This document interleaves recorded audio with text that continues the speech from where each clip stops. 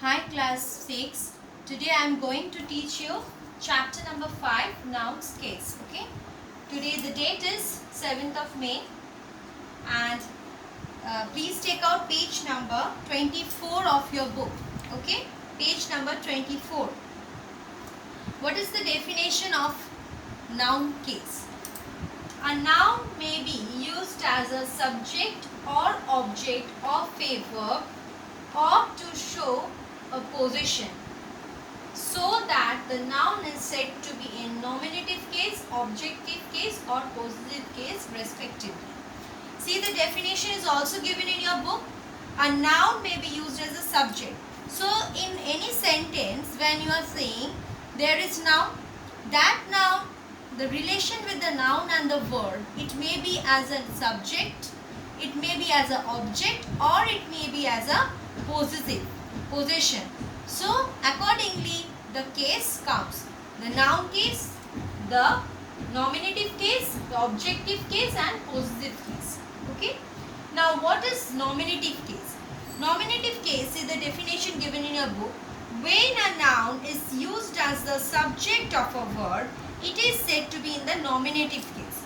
So when the noun is acting as a subject. Now let me show you one example. Then only you can get it. See, the example I have written for the nominative case. Rita played basketball. Now students, which is the verb?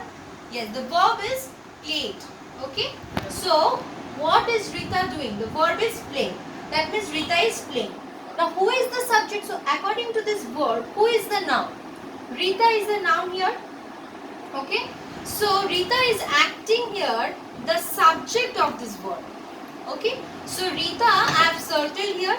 So Rita is the acting as subject of this word play. That's why I can say that here Rita is used in the nominative case. Is it clear, students? Rita is placed as a subject in the place of subject.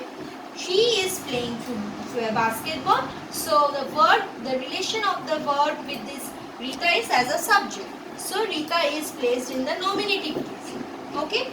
Now there are some more examples given in your book. The dog killed the mouse. So who killed the mouse? The dog. The dog is subject. So dog is in nominative case. There are other examples like Sonia brought a gold ring. The mobile was lost by Prakash. Sonia is acting as a subject.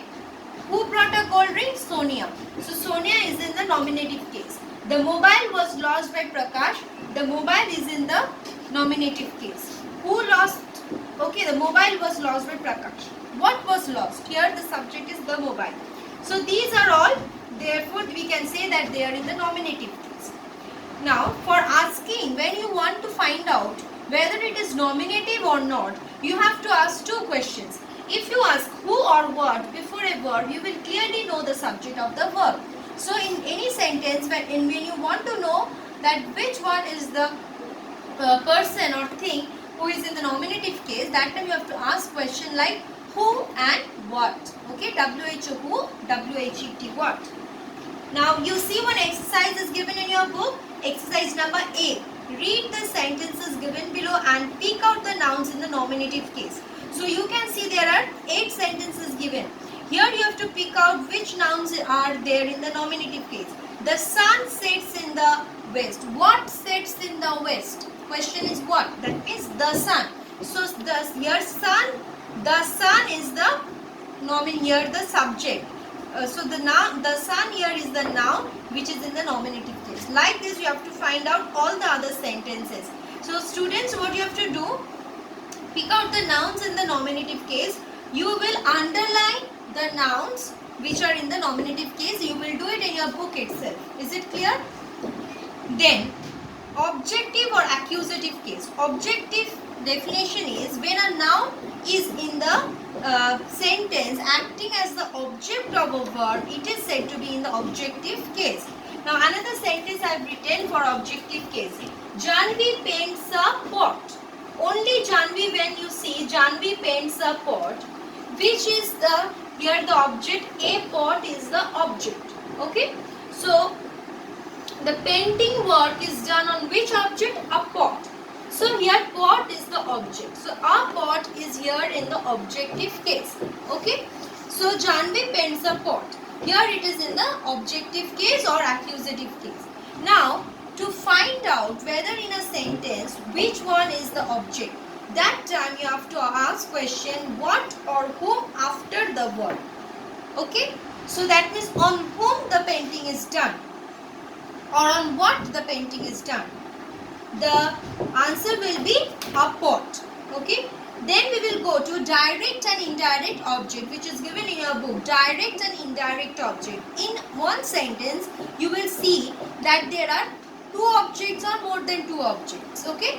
So that time, which one is direct object and which one is indirect object? How you will identify that? Now verbs like give, ask, offer, promise, tell, teach, take two objects after them. One of those objects refers to person, the other refers to something.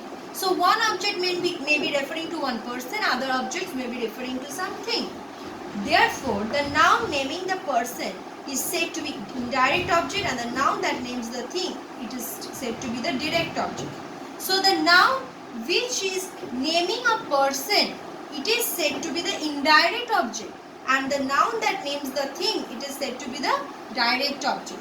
Now turn to page number 25. Example, the teacher taught maths to Dia. Now see, the teacher taught maths to Dia. This sentence is given in your book.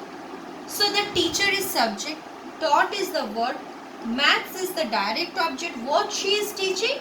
Maths. Maths is the direct object. To whom she is teaching? To Dia. Dia is the indirect object. So in sentence A, what you can see, Dia and maths, these are both the objects. These are two objects of the word taught. Dia is indirect object, maths is the direct object. Now sentence B, a kind man gave books to the child. A kind man is the subject, gave is the verb, direct object is books, indirect object is child. So child in sentence 2, child is the indirect object, books is the direct object. Now I am again showing you another sentence like this sentence which I have written on the board. Janvi paints a pot with a brush. So a pot, it is the direct object.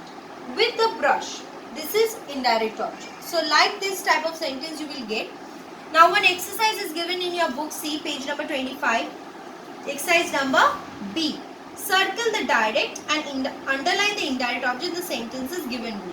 You have to circle the direct object, underline the indirect object.